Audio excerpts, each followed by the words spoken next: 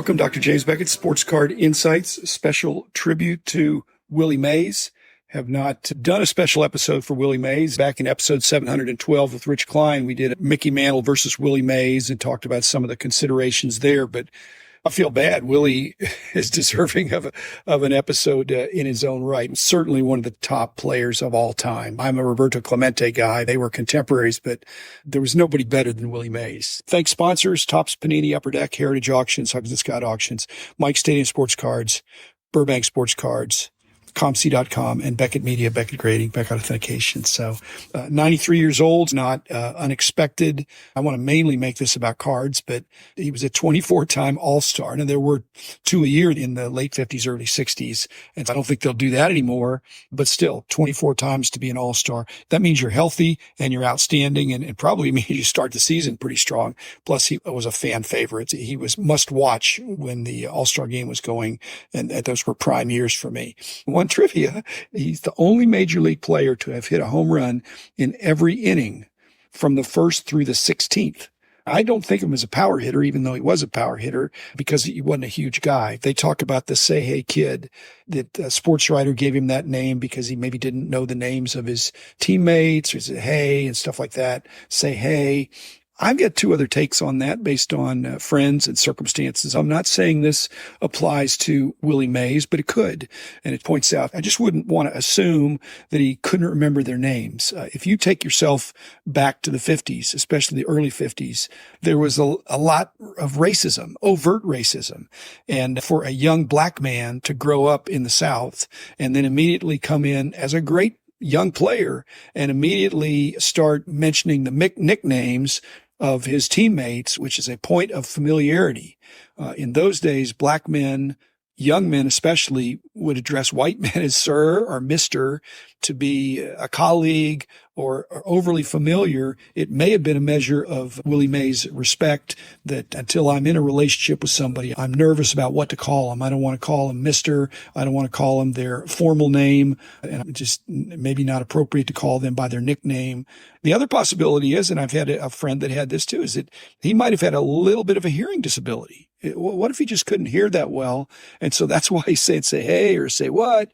I've had some friends that when they're introduced to somebody, they just have a little bit of a hearing disability. So my point is, don't assume somebody's not that sharp if they don't remember your name. I pointed out with Ken Golden in the episode last week that a lot of times that if I'm not very famous, but there are more people that know me than I know them. And Willie Mays, a lot of people would know him. And it's hard to know hundreds of people or thousands of people when you grew up in a smaller neighborhood. Willie said his great idols were Joe DiMaggio, Ted Williams, Stan Musial, and of course, Jackie Robinson. Those were the great stars of the day, a little bit older than him. And I know he had respect for his National League contemporaries, Hank Aaron and Roberto Clemente, two other noteworthy black men. But he's always compared to Mickey Mantle. And that's the subject of the episode Rich and I did. It's more complicated than you think. And I'll try to come back to that. Barry Bonds, Willie Mays' godson, also perhaps somewhat misunderstood. Another tidbit I found out that was curious to me is that there was a 1965 game, Giants against the Pirates, at Forbes Field. Mays caught the ball in the outfield at the wall, whirled and fired, came down one hop to the plate and tagged out Willie Stargell. Again, not the fastest runner, but that throw was described by old timers as the greatest throw ever made in ancient Forbes Field. I'm not ancient. I went to Forbes Field. That's the home of Roberto Clemente and other Pirates before then. And that's not blasphemy, but to say you have the greatest throw where Roberto Clemente played half his games, that's extreme to me. But a throw from deep center, a one-hopper to home plate, is pretty similar to deep right field where Clemente was, and throwing the runner out, going first to third at third base. On one hop or on the fly, just throwing a rope. So if Willie Mays had equal arm to Roberto Clemente, that would be amazing. I mentioned Mantle.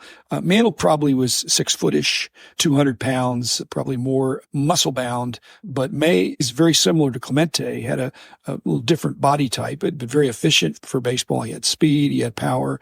I've seen as low as 5'10", 170, and I've seen 5'11", 180, 185. That's like playing weights.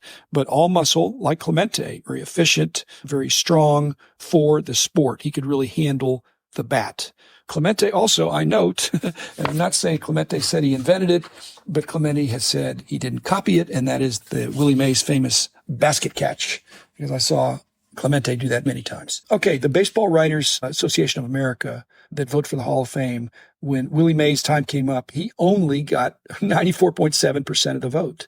Who are these guys that would not vote for Willie Mays? You think surely that's evidence of racism in 1979. But you know what? Mickey Mantle only got 88.2% of the vote, and that was just 5 years later. Roberto Clemente, also black, in 1973 in that instant election, only got 92.7%. Those guys obviously were going to be eventual Hall of Famers, but some Hall of Fame voters just think make them wait. But I can't see making Hall of Famers of that caliber wait when they are just instant Hall of Famers.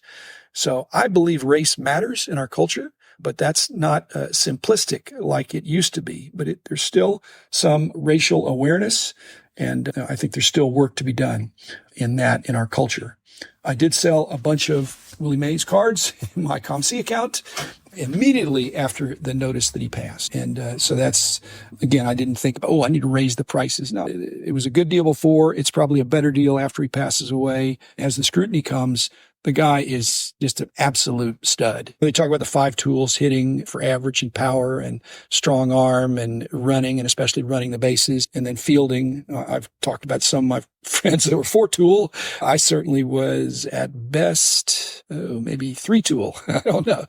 But what I haven't seen talked about is when I'm comparing, I've done Mays versus Mantle, and they are very similar, except Mantle was really not allowed to steal bases. He was ordered not to. So of the 5 tools, the managers in those days would hold the guy back. For example, Clemente was not instructed to hit for power. He hit opposite field. He was a consummate team player, fielded his position superlatively, could run fast. But again, they didn't want him trying to steal bases. Fabulous arm, power, and even Mays, I think, and other than maybe Aaron, these guys hit for average, but the power they hit was more situational. I've seen Clemente hit the ball as hard as I've seen Aaron or Mays or Mantle. So it's not about the power. To me, it's situational.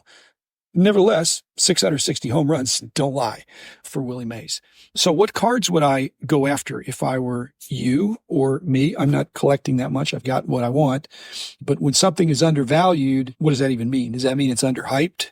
Does that mean there's too few to hype? Generally, when you're seeing something being hyped, it's because somebody's selling it. And that's called marketing and promotion. But if something is so scarce to not have very many out there, then you can't hype it, you can't promote it because you don't have it. So what cards would I be looking for? I'd be looking for the cards that are undervalued, underhyped, because there aren't that many of them. 51 and 52 Bowman, those are classic. 52 tops, 53 tops. The other years are fine, but I feel like it's not just taking a player's cards that are in their playing career. I believe early in the playing career, not just the rookie, before they've made it, before they're recognized, they're a good player. But once the greatness is established, there's some level of exploitation in a nice way. The card companies are going to do more copies, more inserts, just take advantage of the popularity of the players. Early in the career, that's more legitimate scarcity. So I'd stay with 53 or before. One exception, so 52 Barkross, I think is great. 53, 54 Briggs, I think that probably came out in 2 different years. That's a super tough card. 54 Stallmeyer, I note that's the only Stallmeyer Mays. There's, I believe, a Mantle in every year, but Mays only has 1954. Of course, in 53, he would have been coming out of the military. In 55, I don't know what the deal was there, but how come nobody's got a bounty on those? Some of those cards. Now, maybe they are. Maybe they do it for some of the high-end auctioneers.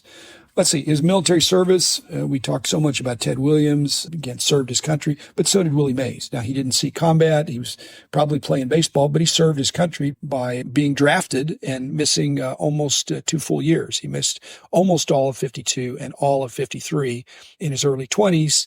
Well, he won the MVP in 54 when he came back. It's hard to imagine that 52 and 53 wouldn't be pretty outstanding years.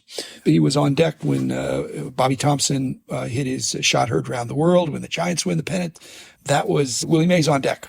Won the MVP only 2 times. Sports writers have suggested, based on a re-examination of some of the years between 54 and, say, 67 or so, he could have won as many as 8 MVPs. And they note a couple of these, I think, apply. One is the recognition of sabermetrics and WAR, wins against replacement. Also, there's some recognition that in the baseball writer's ability is a factor. Mariano Rivera, liked, even loved. He gets all the votes. Lastly, undue emphasis on being the pennant winner, winning the league. If you won 60, I was a huge Pirate fan. Dick Groat gets it. Was he the most valuable player? He was a valuable player on the team that won the pennant. But if you look at his statistical year, the Sports Card insight is, I think even now, I hear too many people putting too much emphasis on winning championships and Super Bowls and World Series. And I think people that collect players, they don't collect world championships. Players collect world championships, but collectors collect players. Don't be so enamored or disgruntled that Luka now has not won a championship. It's really hard. A lot of it's based on the supporting cast in a team sport. One of the reasons he could have won 8 MVPs is he really was pretty injury free. He lost almost 2 years in 52 and 53 to the service. But unlike Mickey Mantle, different body type, and Clemente, just to lump those 3 guys, is that Shaquille O'Neal talks about playing hurt versus playing injured. The problem, they all were hurt because it's a long season. But Mays did not get injured as much. And Mantle's issue was he did get injured. He was hurt, but he also got injured. And Clemente's problem, because I was there, is that they thought he was just hurt when really he was injured because he had a pride factor going on. So he was misunderstood. Willie Mays, I can't put a buy on this. I already have it, so I'm not hyping it because I have it, but I think it's one of his best cards when you talk about PMGs and other things. There's just certain cards. Again, a little bit oversized, but the Stallmeyer Wieners, when I was heavy collecting in the mid-'70s, those were grails. And so 54, there's a Mays and a Mantle. And I note, I just looked up PSA as being probably the primary grader of those. For Willie Mays, 54 Burker Stallmeyer, there's only 24 graded in the pop report, and 19 of them are ones. What does that tell you? Now, I probably have a 1 or 2 or 3 or something like that because they came in the hot dogs. But out of 24 graded, 24 in the history of the world, 24 have been graded and 19 are ones. And with the Mantle, only 21 have been graded and 14 of them are ones. Actually, one of them is an authentic.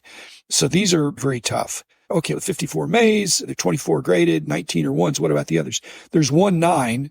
And I could promise you that never saw a hot dog because there were some uncut sheets.